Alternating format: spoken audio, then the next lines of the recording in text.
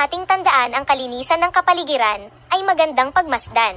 Ang malinis na hangin at tubig ay kayamanan na hindi masusukat ng salapi.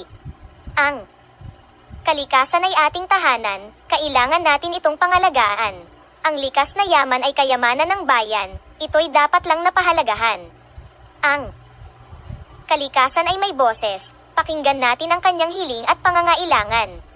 Tayo ang katuwang ng kalikasan sa pagpapanatili ng balanse at kabuhayan.